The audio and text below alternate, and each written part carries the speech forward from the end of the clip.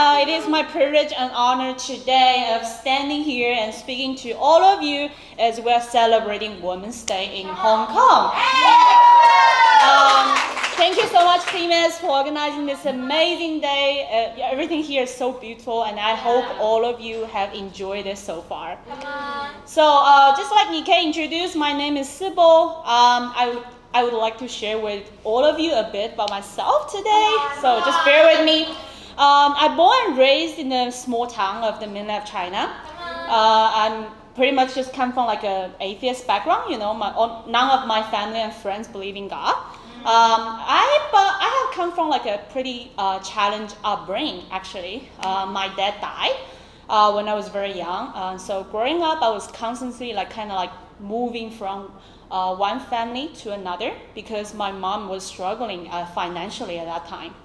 So even one family actually decided to kick me out just simply because they didn't want me.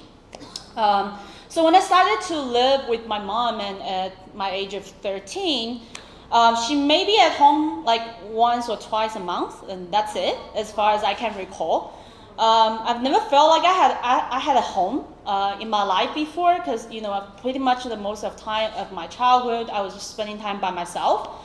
So when I was 16, my mom actually got remarried again, and then my stepfather actually throughout the time, and he was trying to rape me. I actually went through quite a sexual assault before from him.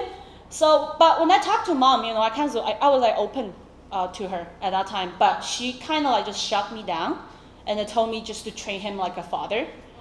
So from that, I started to have a lot of mental issues, unfortunately. I reached out to a therapist at that time, and all of the symptoms show that I had major depressive disorder, which you can call that depression.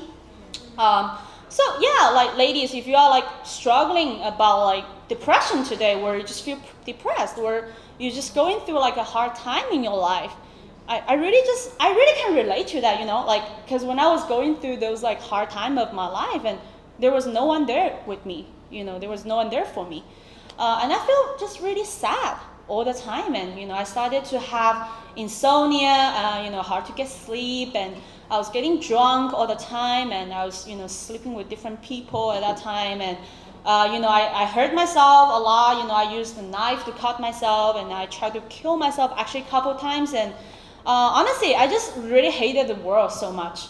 And then I hated people around me. I hated my family. And then the most person I hated actually was myself.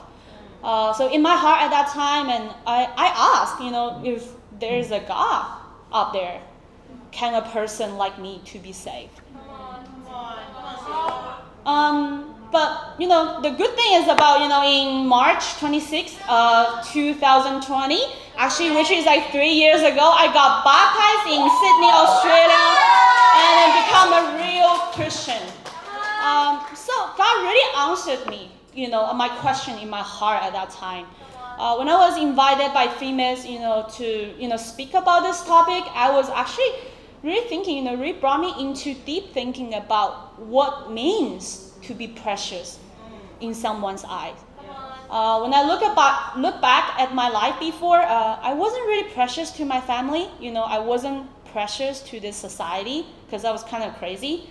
I wasn't even precious in my own eyes. I didn't really value myself. But God saved me. God gave me a new life. And it always blew my mind that Jesus didn't have to come to the earth and died on the cross. But he did. He made himself nothing to show us we are his everything. And in his eyes, I am precious enough for him to die for me. And I'm so grateful today. I've never had a physical dad in my life before, but God became my dad. So I really want to close up with this scripture in John chapter 1, verse 10. It says, he was in the world, and the world was made through him. The world did not recognize him.